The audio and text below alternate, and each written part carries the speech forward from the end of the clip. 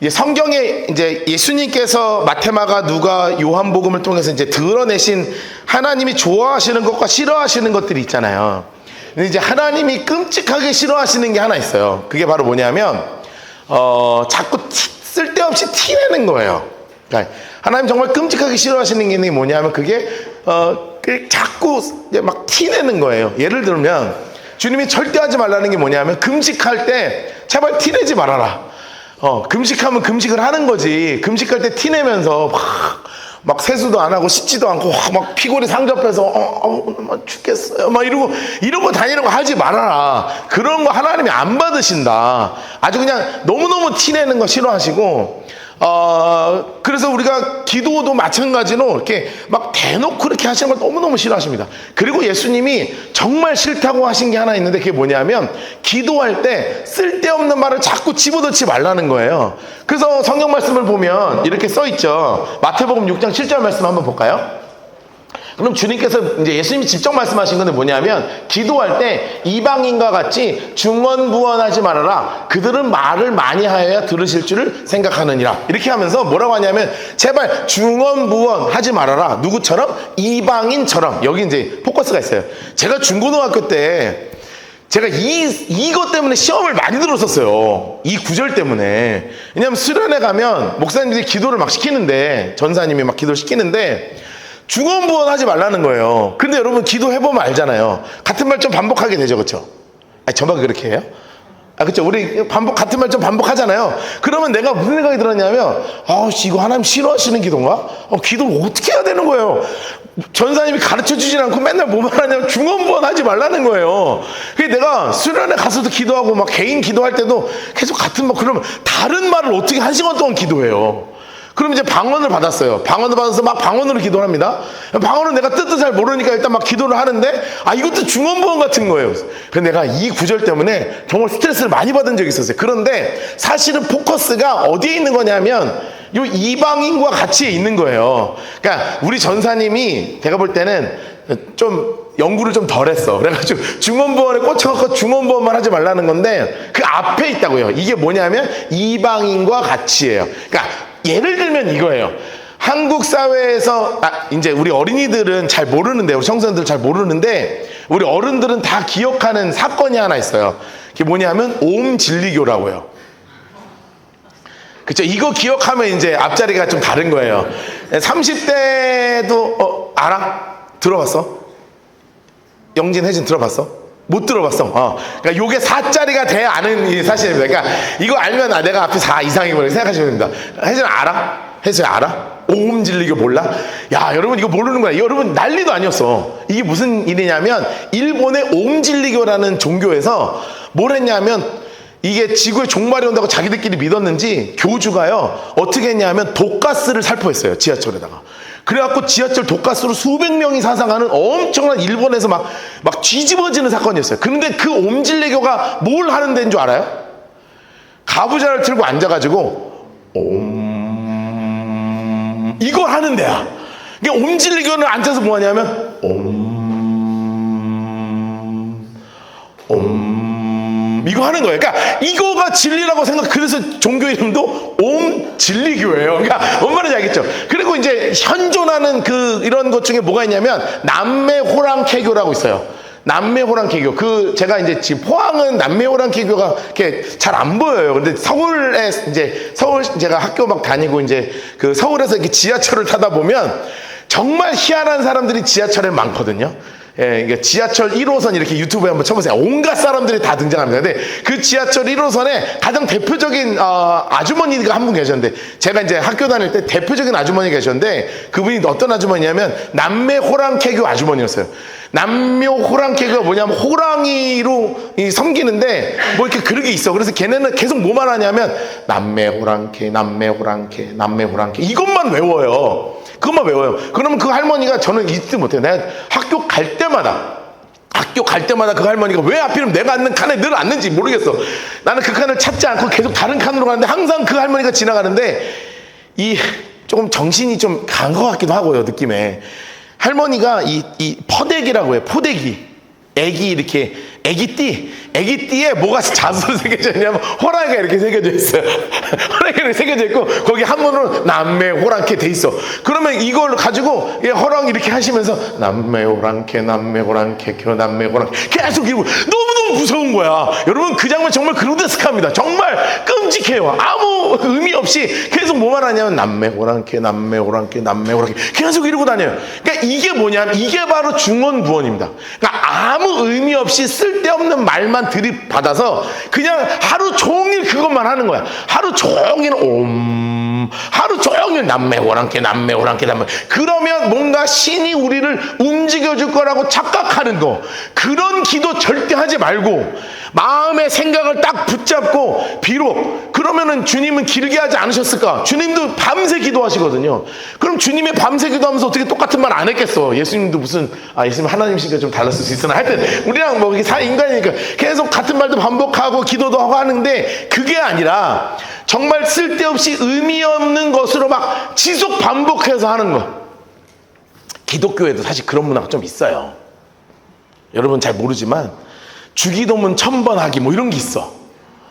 정말 그거 나쁘다고 생각하진 않아요. 네, 나쁘다고 생각하진 않은데 이게 잘못하면 뭐가 될 수 있어요? 중언부언이 될 수 있어. 오늘 하루 종일 저희 주기도문 100번 하겠습니다. 하늘에 계신 우리 아버지 이름으로 그렇게 받으시오며 나라 임하옵시며 하늘에 계신 땅에서 같이 우리 생에 임하실지어다. 그거를 계속 카운트하면서 하는 분들이 있거든요. 그게 물론 완벽한 기도를 주님께 올려드리지만 그게 중심이 무너진 상태로 같은 말만 반복하면 주님이 정말 싫어하시는 뭐가 돼요? 중언부언이 되는 거예요. 왜냐하면 이걸 왜 싫어하시냐면 하나님은 근원적으로 우리와 소통하고 싶어 하시거든요. 그러니까 같은 의미 없는 말을 반복하는 걸 원하지 않아요. 여러분 부부끼리 얘기할 때 같은 말을 계속 반복해요? 물론 아내들은 남편에게 계속 같은 말을 반복하긴 합니다. 씻어라, 먹어라, 앉아라, 운동해라, 걸어라. 알죠? 뭔 말인지 알죠? 남자분들 제가 진심으로 위로합니다. 위로하고요. 늘 중언부언하는 아내와 함께 사는 여러분들을 정말 진심으로 위로하지만 이게 이제 그게 아니라 진지한 이제 대화가 이루어지잖아요. 대화가. 제가 이제 여름 시즌에 이렇게 막 집회를 다니면 제 그 학교 후배들을 이렇게 만날 때가 있어요. 학교 후배 목사님들을 만날 때가 있어요. 근데 특히 누구를 만나냐면 청년부 사역을 이렇게 가면 있잖아요. 30대 후반쯤 되는 목사님들, 이제 안수받은 지 한 5년, 6년 된 그 목사님들을 이렇게 만날 때가 있어요. 그럼 이 목사님들의 삶은 어떠냐면 부교육자로 사니까 너무너무 바빠. 하루 종일 너무너무 바쁘고, 그때가 되면 나이가 그쯤 되면 이제 애들이 막 한 2명, 한동 태어나요. 그러면 뭐만 하냐면 계속 애만 키워. 그러니까 애 키우고, 집에 가면 애 키우고, 교회 가면 일하고, 집에 가면 애 키우고, 교회 가면 일하고, 계속 그렇게 돼요. 그러다가 교회 와서 애 키우는 목사님도 있고, 뭐 하여튼 집에 가서 사역하는 목사님도 있고, 막 이게 막 헷갈린단 말이에요. 막 그게 헷갈려. 그러면 이제 제가 그런 목사님들을 제가 다 경험했잖아요. 저도 부목사 생활을 다 하지 않았겠습니까? 우리 아내도 저 부목사 생활할 때요, 우리 첫째 걸어 다니고, 둘째 아장거리고, 셋째 없고요. 맨날 교회 가가지고 교회 일하고 사역하고. 그런데 그때 우리 아내를 살렸던 일이 뭐였냐면 지하에 들어가서 하나님 앞에 막 기도를 하는 거예요. 근데 무슨 기도냐면 사실 조금 지치고 힘드는 게 좀 있으니까, 하나님, 우리 가정을 통해서, 목사님과 저를 통해서 하나님이 어떤 교회를 이루고자 하시는 그 교회를 향한 꿈을 가지고 막 하나님께 기도를 드려요. 그리고 나면 저랑 아내랑 그런 대화를 참 많이 했어요. 여보, 어떤 교회가 우리가 하나님이 우리를 통해서 이루시기 원하실까? 어떤 교회였으면 좋겠어? 그리고 특히 우리가 개척이 시작됐을 때 저희가 이제 포항하고 부산을 거진 매주 막 한 왕복을 같이 매주요, 한 왕복을 125km씩 2번, 3번씩 같이 다녔으니까요. 왕복 250km. 이게 1년에 한 주에 500km씩 같이 다녔거든요. 여러분, 1년에 한 주에 500km씩 같이 다니는 건 쉬운 문제가 아니에요. 근데 그러면서 어떤 대화를 정말 많이 했냐 하면 하나님이 우리 교회를 통해서 어떤 일을 이루실까, 이런 대화를 정말 많이 했어요. 근데 정말 놀라운 건 뭐냐면 그때 대화대로 우리 교회가 막 하나님이 부어주신 은혜로 채워지더라고요. 진짜 우리 아내랑 저만 아는 정말 하늘의 비밀스러운 일들이에요. 그래서 제가 이제 꼰대 나이가 좀 돼가지고 이제 40대 한참 넘어가서 이제 개척하고 이제 이런 목사가 돼서 청년부 담당 목사님들 이렇게 만나면 따로 이제 면담을 해요. 면담이 아니라 이제 같이 밥을 먹어요. 밥을 먹으면 목사님 요즘 바쁘시죠? 제가 이렇게 물어봐요. 그럼 막 목사님 막 정신없대요. 막 이것도 해야 되고. 그럴 때일수록 사모님과 대화를 많이 하셔야 합니다. 대화를 하라. 거진 하나님의 음성으로 제가 한 30분 잔소리를 하거든요. 그러면 이 처음에는 잔소리로 듣다가 이 친구들이 머리가 깨어요. 아, 나는 이 교회의 소모품이 아니라 나를 하나님이 목사로 우리 아내를 하나님의 사모로 이 교회를 함께 이끌어가는 아주 귀한 동역자로 세우셨구나. 그래, 같이 가야지. 나는 맨날 집에 가면은 교인 힘드는 거 얘기하고 담임 목사님 나 힘들게 하면 맨날 그거 얘기하고 집에 가면 아내는 너 애 봐라 안 봐라 뭐 씻겨라 이 맨날 이것만 하지. 그러는 것도 하지만 단둘이 애들 자양하고 조용히 둘이 이야기할 수 있는 시간에 앞으로를 향한 귀한 이야기들을 막 나누어라.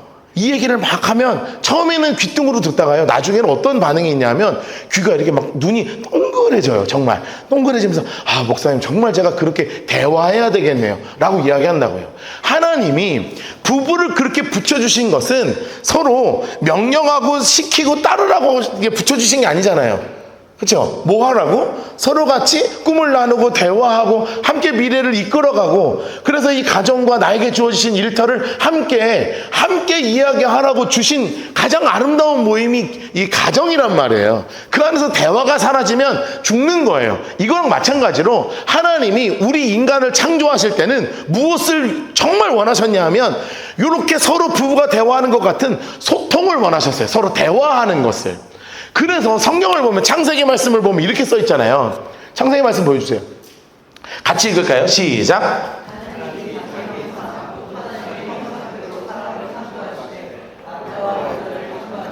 자, 보세요. 제가 예전에 몇 년 전에 이거 비슷한 설명을 한번 드린 적이 있어요. 하나님이 이제 인간을 창조하셨는데 어떻게 창조하셨다고요? 하나님이 자기 형상, 곧 하나님의 형상대로 창조하셨다고요. 여러분, 이거 너무나 중요한 이야기예요. 너무나 중요한 이야기예요. 이게 제가 이제 좀 부끄러워가지고 이런 거 잘 하고 싶진 않은데, 내 목이 쉬어가지고 소소리가 잘 안 나옵니다. 제 이 목이 안 쉬어야 이게 제대로 나오는데, 이렇게 소가 울기 시작하잖아요. 그러면 지 소끼리 또 울어요. 이렇게 된다고요. 병아리도 너무너무 웃겨요. 엄마 닭이 빡빡빡빡빡빡 하잖아요. 그럼 저기서 빽빽빽빽 막 쫓아와요. 여러분, 이게 뭐냐 하면 개는 또 개끼리 짖어요. 제가 어제도 집회 가서 아침에 집회 가면 저 혼자 런닝하거든요. 거기 런닝을 하는데 정말 어떻게 나중에 우리 교회 한번 거기 수련회장을 갈까 싶어요. 왜냐하면 충북 단양의 산골에 산골 정말 반경 차로 30분 이내에 편의점 듣는 동네 처음 봤어, 대한민국에. 와, 그런 단양 산골에 청년들을 집어넣고 수련을 하는데, 근데 수련회장이 너무 깔끔한 거, 리모델을 해가지고. 와, 우리 교회도 여기 한번 수련회 가면 좋겠다 싶을 정도로 괜찮더라고요. 그런데 이제 거기는 이제 런닝을 하는데 시골길이에요. 야, 진짜 있잖아요. 시골길에 이제 막 뛰는 데 있잖아요. 낯선 애가 뛰잖아요. 그러니까 요 개 하나가 벌써 짖기 시작해. 그래서 내가 막 걸어가는데 무슨 일이 벌어지냐면 동네 개들이요, 이게 무슨 봉화 울리듯이요. 그래서 하더니 저기도 막 하고요, 막 난리 났어. 내가 부담스러워서 못 뛰겠는 거예요. 정말 부담스럽다. 온 동네 개가 낯선 놈 하나가 막 등치 큰 게 갑자기 온 동네 불리면서 막 붕붕붕붕 걸어다니까 막 난리가 났어. 내가 그걸 들으면서 이 설교 준비를 다 한 상태잖아요. 그러니까 내가 그걸 들으면서 역시 개는 개끼리 대화를 하는구만. 지들끼리 나름대로 신호 계속 보내는 거예요. 난 이게 너무너무 신기한 거야. 그래서 하나님이 왜 하나님이 인간을 자기의 형상으로 만드셨을까? 여러분이 너무나 중요한 클로가 여기서 풀리지 않아요? 같은 형상끼리만 대화가 된다니까요. 개랑 소는 대화가 안 돼요. 왜냐하면 다른 형상이잖아요. 안 된다니까요. 그래서 다른 형상끼리는 어떤 소통이 불가능합니다. 그런데 하나님이 우리를 창조하실 때 뭐로 창조하셨냐면 자기의 형상, 하나님의 형상대로 창조하셨다. 이거는 뭐냐면 인간만이 하나님과 소통할 수 있게 창조하셨다는 거예요. 그래서 인간이 하나님의 형상을 가지고 있기에 할 수 있는 정말 유일한 행위 중에 하나가 바로 뭐냐면 기도라는 거죠. 시편 말씀을 보면 이렇게 써 있습니다. 너무나 멋져요. 내가 나의 목소리로 여호와께 부르짖었더니 그의 성산에서 나에게 무엇을 하신다? 응답하신다. 여러분, 이게 뭐예요? 완벽한 소통을 의미하잖아요. 여러분, 이게 그리스도인의 맛 아니에요? 교회 다니는 이게 재미 아니에요? 하나님이 같은 형상으로 나를 창조하셨기에 내가 하나님께 말을 드리고 나의 생각을 주님께 드리고 나의 입으로 고백하면 하나님이 그거를 들으시고, 왜냐하면 같은 형상이니까. 그리고 이걸 가지고 우리에게 뭘 하신다고 성경에서 이야기하냐면 응답해 주신다. 왜냐하면 같은 형상이니까. 여러분, 이거예요. 여러분, 하나님이 여러분들을 하나님의 형상으로 만드신 이유가 여기 있습니다. 뭐냐면 기도하라는 거예요. 기도. 여러분, 저는 우리 라이트하우스 포항 공동체가 정말 기도의 공동체가 되기를 주님으로 축복합니다. 여러분의 삶에서 기도가 하나님께 소통으로 올려지는 그런 멋진 일들이 우리 안에 벌어져야 된단 말이에요. 그런데 이 기도를 방해하고 멈추게 하는 게 있어요. 기도를 방해하고 멈추는 게 있다고요. 그게 뭐냐면 빌립보서 말씀을 보면 이렇게 써 있어요. 6절만 같이 읽을까요? 6절 7절 같이 읽읍시다. 시작. 아무것도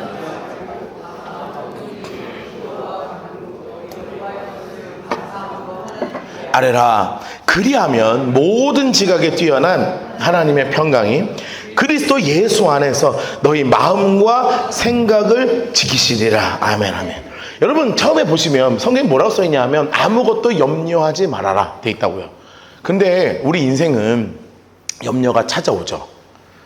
걱정이 찾아오죠. 그럼 염려와 걱정은 어디서부터 오는 줄 알아요? 따라합시다. 염려와 걱정은 생각에서부터. 다시 한번. 염려와 걱정은 어디서부터? 생각에서부터. 여러분, 희한합니다. 성경을 보면 정말 희한한 일들이 많이 써 있어요. 그게 뭐냐 하면 우리의 염려와 우리의 근심과 우리의 걱정이 어디서부터 촉발되기 시작하냐? 바로 이 생각에 사로잡힐 때 우리 여기 안에서 염려와 근심이 막 솟구쳐 올라온다는 거예요. 여러분, 성경에서 하나님의 마음을 시원하게 해드리고 하나님의 마음에 합한 자가 누구라고 써있냐면 다윗이라고 돼 있어요. 너무나 훌륭한 분입니다. 근데 이 다윗을 누가 정말 두려워했냐 하면 다윗을 세운 사울 왕이 정말 두려워했어요. 그래서 성경을 보면 사무엘상 말씀 보면 이렇게 써 있습니다.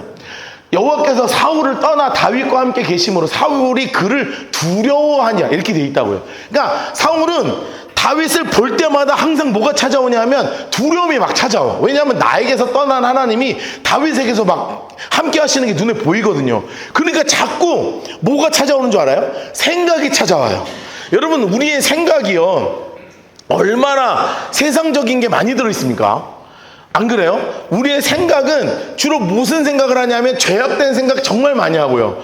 우리의 상상은 늘 우리를 기쁨으로 막 나가는 희망의 생각도 때로는 있지만 그것보다는 세상적인 가치관으로 우리 생각을 막 사로잡을 때가 있거든요. 그러니까 너무 미운 거야. 다윗을 볼 때마다 이 두려움에 사로잡히니까 내가 왕으로서 할 수 있는 게 무엇인지를 생각하는 겁니다. 그러니까 내린 결론이 뭐냐 하면 이 다윗을 정말 멋지게 세우기보다는 죽이려는 생각으로 사로잡혀요. 여러분, 그래서 다음 사무엘 18장 말씀을 보면 이렇게 써있죠. 사울이 다윗에게 이르되 내 딸 메랍을 내게 아내로 주리니 오직 너는 나를 위하여 용기를 내어 여호와의 싸움을 싸우라 하니 이는 그가 생각하기를 내 손에게 그를 대지 않고 블레셋 사람의 손에 그에게 대게 하리라. 여러분, 이게 무슨 말이냐 하면 메랍이라고 하는 이 딸을 공주와 결혼시켜 준다고 하고 블레셋 사람의 포피 200개 100개를 가지고 오라고 하는 거예요. 그게 왜 그러냐 하면 자기 생각할 때는 기가 막힌 거야. 이게 생각하니까 기가 막힌 거야. 와, 그렇지, 이게 맞지. 여러분, 그런데요, 여러분, 생각을 많이 하고 살잖아요, 우리가. 여러분, 우리 인생이 내 계획대로 내 생각대로 잘 일이 진행이 돼요? 솔직히 물론 될 때도 있지요. 그러나 대부분 미래적인 관점으로 우리가 내 생각과 내 계획대로 쫙 풀어가 보면요, 그 안에 엄청난 변수들이요, 그 안에 엄청난 것들이 우리를 막 가로막을 때도 있고 옆으로 돌아가게 할 때도 있고 빙빙빙빙 둘르게 할 때도 있잖아요. 그리고 대부분 내 생각대로 안 되는 경우가 훨씬 많습니다. 훨씬 많아요. 여러분, 지금 사울은 계획이 완벽했어요. 어떻게 다윗 혼자 100명을 죽입니까? 100명을 어떻게 죽여요? 여러분, 생각을 할 수가 없는 거예요. 그런데 다윗에게는 하나님이 함께 하시기에 다윗에게 하나님이 지혜하고 권능을 주셨어요. 왜냐하면 이때 다윗은 기도하는 사람이었거든요. 그러니 다윗이 가는 곳마다 블레셋 사람을 만나서 포피 100개를 원했지만 다윗이 실제로 갖고 온 건 포피 200개를 갖고 왔다고요. 정말 끔찍한 거예요. 여러분, 사울이요, 어떻게 마음이 들기 시작하냐면 그 다음 절 보여주세요. 이렇게 성경에 써 있습니다. 사울이 다윗을 더욱 두려워하여 평생의 다윗의 대적이 되었다. 여러분, 성경에 이 구절은 여기밖에 없습니다. 누가 누구를 더욱 두려워한다. 정말 특이한 구절이에요. 특이한 구절. 왜요? 생각에 사로잡히면 내 계획대로 될 것 같고 내가 원대로 될 것 같지만 안 된단 말이에요. 그러면 내 마음에 낙심이 찾아와서, 절망이 찾아와서 아주 더욱 두려워하는 상태로 무너지게 되더라고요. 그런데 다윗은 어땠습니까? 그럼에도 불구하고 하나님을 찬양하고 하나님께 기도하고 하나님께 나아가는 정말 멋진 사람으로 하나님이 세우신단 말이에요. 그런데 다윗은 안 넘어질까? 저는 성경이 너무 좋은 이유가 뭐냐면 다윗도 넘어진다는 거예요. 근데 언제 넘어졌는 줄 아세요? 다윗이 기도를 멈추고 생각할 때 넘어졌어요.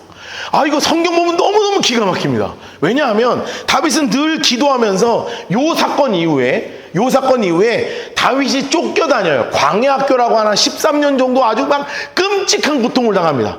여길 가면 사울이 쫓아오고 저길 가면 사울이 쫓아오고 막 배신을 당하고 막 이런 일들을 다 당해요. 그래서 사실은 한 10년 정도 아주 훌륭하게 하나님께 기도하면서 다 이겨나갔어요. 이제 시련이 한 3년도 안 남은 상황이거든요. 그럼 이쯤 되면 성숙할 때 됐지 않았어요? 신앙생활 이 정도 하면 성숙할 때 되지 않았어요? 기도를 끊임없이 할 때 되지 않았어요? 와, 그런데 우리 인간이 얼마나 연약한지 아십니까? 다윗이 이런 혹독한 광야학교를 거치면서도 순간 핀트가 딱 나가니까, 순간 포커스가 망가지니까요, 뭐가 찾아들어오기 시작하냐면 생각이 찾아들어오기 시작하는 거예요. 다음 말씀 보여주세요. 사무엘상 27장 1절이에요.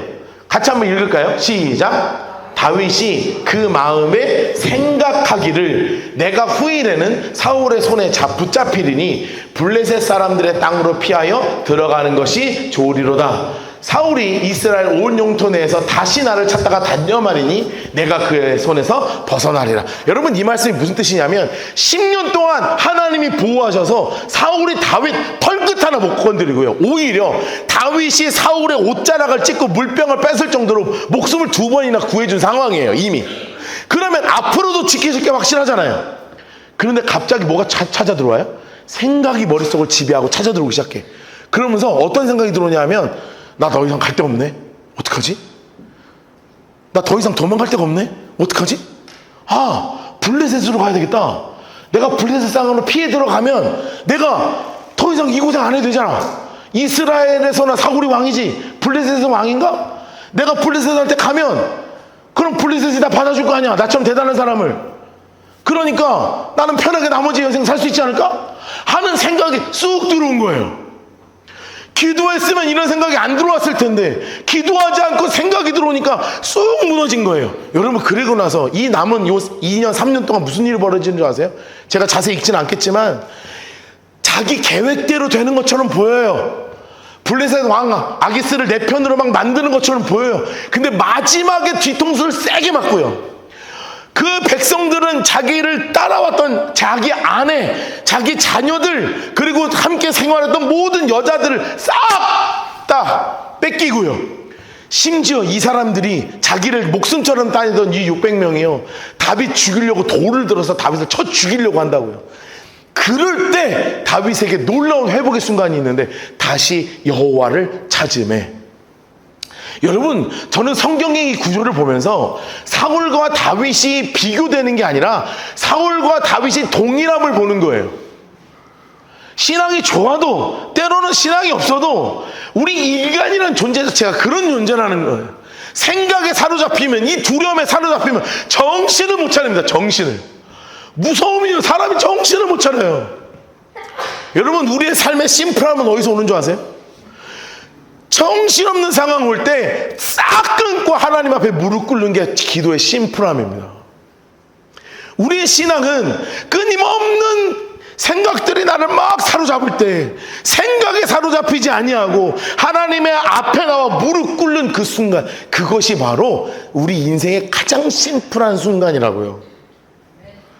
여러분, 생각하면 무너지지만 기도하면 단단해집니다. 따라할까요? 생각하면 무너지지만 기도하면 단단해집니다. 머릿속에 꼭 기억하십시오. 생각하면 무너집니다. 여러분, 지금 당장 생각하라 그러면 여러분 상상할 게 얼마나 많습니까? 상상의 나라를 펼치면 우리 상상의 나라 끝에 행복한 것만 있는 게 아니에요. 불안함도 찾아오고 두려움도 찾아오고 근심 찾아오고 염려가 찾아와요. 여러분의 남편을 보면 어떤 생각 들어요? 행복해요? 근심이 찾아오고 두려움이 찾아오고 염려가 찾아오죠. 여러분, 남자는 아닐 거라고 착각하지 마십시오. 남자도 아내를 보면 근심이 찾아오고 염려가 찾아오고 두려움이 찾아옵니다. 여러분, 부모가 자녀를 보면 어떤 일이 찾아와요? 근심이 찾아오고 두려움이 찾아오고 염려가 찾아와요. 이게 되겠나? 여러분, 그런 부모를 자녀가 보면 어떻게 생각이 되겠습니까? 근심이 찾아오고 두려움이 찾아오고 염려가 찾아와요. 우리 인간의 모든 관계는 다 그렇게 얽혀 있어요. 그런데 이렇게 나를 막 싸매는 두려움과 근심과 걱정과 염려가 나를 찾아올 때요, 주님께서 우리에게 너무나 분명하게 말씀하시잖아요. 너는 더 이상 염려하지 말라. 아무것도 염려하지 말고 다만 모든 일에 기도와 간구로 너희 구할 것을 하나님께 아뢰라. 그리하면 모든 지각에 뛰어난 하나님의 평강이 너희의 마음과 생각을 지키시리라. 여러분, 이 말씀이 우리의 삶에 이루어지는 살아있는 말씀이 되길 주님으로 축복합니다. 여러분, 기도할 때 하나님이 우리의 삶에 때로는 생각이 나를 사로잡여 두려움과 염려가 나를 사로잡을지라도 우리가 심플하게 하나님 앞에 나와서 아무것도 하지 아니하고 주님께 나의 마음을 드리기 시작할 때, 내 입술을 열어 고백하기 시작할 때 말씀하신 그대로 모든 지각에 뛰어난 하나님의 평강이 우리의 마음과 생각을 지켜주실 줄 믿습니다. 여러분, 이것이 하나님의 언약의 말씀이에요. 이렇게 기도가 시작되잖아요. 그러면 하나님께서 우리의 염려를 걷어내시는 일이 벌어진단 말이에요. 그게 바로 이사야서의 말씀이에요. 이사야서의 말씀 함께 읽어볼까요? 시작. 기억하지 말며 옛날 일을 행하리니 이제 나타날 것이라. 너희가 그것을 알지 못하겠느냐? 반드시 내가 광야의 길을 사막의 강을 내리니. 아멘, 아멘. 여러분, 이 약속의 말씀이 하나님이 우리의 삶에 베푸실 약속의 말씀입니다. 그 앞절에 보면 뭐라고 써있어요? 옛적 거 생각하지 마. 지나올 거 걱정하지 마. 앞으로 똑같다는 거예요. 걱정해서 될 거 하나도 없다는 거예요. 여러분, 그렇게 기도하면 19절 보여주세요. 어떤 일을 보이시는 것을 보게 된다는 거예요. 하나님이 새 일을 행하실 것을 보게 된다는 거죠. 아, 그래, 이건 말이 안 되는 일 아니에요? 사막에 강을 만드는 게 말이 돼요? 여러분, 광야의 길을 만드는 게 말이 돼요? 안 되는 일이에요. 불가능한 일이라니까요. 그런데 그 일을 행하실 하나님을 향하여 우리의 마음과 생각이 고정이 되면 모든 지각에 뛰어난 하나님의 평강이 우리의 마음과 생각을 지키시는 거죠. 그래, 안 되겠지 내 생각에는. 그러나 하나님은 하시지. 여러분, 이 마음이 우리를 사로잡기를 주님으로 축복합니다. 그러면서 주님께서 우리에게 이렇게 말씀하시는 거예요. 제가 요즘 그 방학 때가 참 우리 아이들 방학인데요, 참 두렵고 떨려요. 왜냐하면 너무 먹어요. 계속 먹습니다. 일어나면 먹고 자다 먹고 일어나서 먹고 자다 먹고 그거 먹어요. 계속 먹어요. 먹어요. 근데 정말 먹는데 뭐가 힘든 줄 아세요? 뭐 먹지? 이걸 나한테 계속 물어봐요. 아빠 오늘 저녁은 뭐 먹어? 점심은 뭐 먹어? 그럼 내가 뭐라고 하냐면 너네 엄마한테 물어봐라. 그럼 우리 아내가 나한테 물어봐요. 여보 뭐 먹지? 여러분 이 뭐 먹지가 우리 집안의 가장 큰 대화입니다. 정말 스트레스 받아요. 내가 집에 가면 계속 뭘 물어보냐? 뭐 먹지? 아빠 점심은 뭐 먹지? 아빠 저녁은 뭐 먹지? 와우 계속 뭐 먹냐 그래요. 그래서 제가 어제인가 그저께인가 뭐 먹지 하는 우리 아이를 향해서 이렇게 말씀하였습니다. 그러므로 염려하지 말라. 이르기를 무엇을 먹을까, 무엇을 마실까, 무엇을 입을까 염려하지 말아라. 이는 다 이방인이 구하는 것이라. 옴질리교나 똑같은 거다. 너희 하늘아버지께서 이 모든 것이 너에게 있어야 할 줄 아시느라. 그런즉 너희는 먼저 그의 나라와 그의 의를 구하라. 그럼 이 모든 것을 너희에게 더하시리라. 알겠냐? 그랬더니 아빠 떡볶이 먹을까? 그러더라고요. 여러분 이게 그냥 웃으면서 하는 얘기지만 우리가 늘 무엇을 먹을까 무엇을 마실까 무엇을 입을까는 우리가 생각하는 점심이 뭐 먹지의 수준이 아닙니다. 여러분 이 말씀은 그 수준의 말씀이 아니에요. 생활을 얘기하는 거예요. 완전히 내일 우리는 어떻게 살아가야 되지? 이 문제라고요. 그러니까 우리는 이거를 하도 점심 먹을 때 오늘 점심 뭐 먹을까요? 그럼 우리 기독교인들은 늘 이거 암송합니다. 주님께서 말씀하시잖아요. 무엇을 먹을까 무엇을 마실까 무엇을 입을까 걱정하지 말라. 그냥 짬뽕이나 먹으러 가자 뭐 이렇게 하는 그럴 때 써먹는 말이 아니라고요. 그렇게 써먹는 말이 아니라 본래의 뜻은 뭐냐면 이들에게는 이 말씀이 어떤 말씀이냐면 정말 나는 내일 어떻게 살아가야 하지? 하는 근심과 걱정의 말씀이라는 거예요. 이들에게 한 끼 먹는 건 어마어마한 일이었어요. 그 당시에 옷 한 벌 일평생 입어야 될지도 몰라요. 해지면 꼬매 입고 해지면 꼬매 입고요. 지금처럼 이렇게 옷이 다양하지도 않아요. 그냥 한 벌로 살아야 돼요. 무엇을 마실까? 여러분 물이라는 거예요. 물. 우리는 틀면 나오고 정수기 틀면 나오고 돈만 있으면 생수 사 먹으면 되잖아요. 그게 아니라 이 물을 하나 마시려면 막 가서 떠오고 애를 쓰고 그렇게 해서 물을 아껴 써야 살아갈 수 있는 환경을 얘기하는 거라고요. 내 삶에 수없이 염려로 찾아오는 것들을 얘기하는 거예요. 그냥 오늘 점심 메뉴가 뭐냐가 아니라 나는 내일 먹고 살 수 있을까? 나는 내일 물을 마시면 살 수 있나? 나는 올해 이 옷 다 떨어지면 나는 내년에 뭐 입지? 실도 없는데 이거 뜯어지고 어떡하지? 부끄러운데 계속 머릿속에 삶의 이 환경에 짓눌려서 온갖 생각에 짓눌려 살고 있는 자들에게 주님이 말씀하시는 게 뭐냐 하면 거기에서 벗어나. 이 모든 건 하나님인 너의 주인인 내가 다 책임질 테니 염려하지 마. 그리고 이거 다 이방인들이 구하는 거니까 하나님은 너에게 있을 걸 다 지나가는 참새 한 마리 굶게 하지 않으시는 분이 하나님이시니 이런 생활의 문제 내 인생에 염려되는 이런 것들에 사로잡히지 말고 기도하는 먼저 그의 나라와 그의 의를 구하는 기도를 하나님께 드리면 하나님이 나머지는 다 책임지시고 더하시는 정말 놀라운 은혜를 경험하게 될 거니 세상에 더 이상 사로잡히지 말고 염려에 사로잡히지 말아라. 여러분 주님께서 우리에게 이 말씀 던져주시는 거예요. 저는 우리 라이트하우스 포항이 이 시기를 지금 지나가고 있다고 생각을 해요. 우리 교회가 개척해서 지금 5년 한 3개월 4개월 됐어요. 지금 드디어 우리 교회에 기도에 불이 붙기 시작하고 말씀에 불이 붙기 시작하고 있어요. 우리 교회 정말 여러분의 삶보다 더 끔찍한 일들을 많이 경험한 교회예요. 정말 여기까지 생존했다는 것만으로도 기적 같은 교회예요. 머릿속에 수없이 저를 사로잡았던 근심과 염려와 걱정들이 많았어요. 이거였어요. 우리 교회는 다음 주에 생존이 가능할까? 우리 교회는 사람들이 더 찾아올 수 있는 교회가 맞나? 우리 교회는 어디서 예배를 드려야 되지? 여러분 저는 여기에 수없이 사로잡혔던 사람입니다. 목사면 그러면 안 되잖아요. 목사면 그러면 안 돼요. 저는 그러면 안 되고 뭐 해야 되냐면 막 깃발 들고 여러분 날 따라오십시오 이런 거 해야 돼요. 근데 나도 인간이어서 수없이 무너졌어요. 5년 동안 수없이 무너졌어요. 그런데 그럴 때일수록 저를 살렸던 것은 기도였습니다. 제가 잊어버렸던, 여러분들 못 들으신 분들이 많았을 거예요. 저희가 처음에 개척을 시작했을 때요, 정말 좀 어려운 데서 시작을 했어요. 예, 그냥 1층 한신포차, 예, 담배 엄청 피는 사람들 모이는 그 맨날 헌팅하고 뭐 그런데 2층, 그러니까 당연히 모텔이 있고요, 3층 당구장 있고요, 예, 뭐 락카페 있고 락볼링장 있고 그냥 완전 환락의 거리였어요. 그런데 저희가 돌파구가 없었습니다. 돌파구가. 나갈 방법이 아무것도 안 보이더라고요.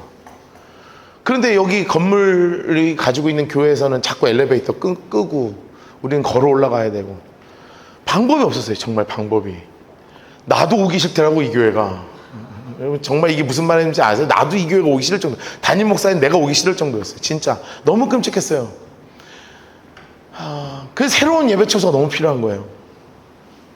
그 제가 알아보니까 보증금 2천만 원 있어야 되더라고요. 보증금 2천만 원. 근데 우리 교회 통장에 2천이 어디 있어요? 야, 엄청 큰 돈입니다. 2천만 원이 어디 있습니까? 그 제가 아직도 잊지를 못해요. 기도가 시작됐어요. 하나님, 2천이 필요한데 2천이 주시면 제가 시작해 보겠습니다. 알아보기 시작하겠습니다.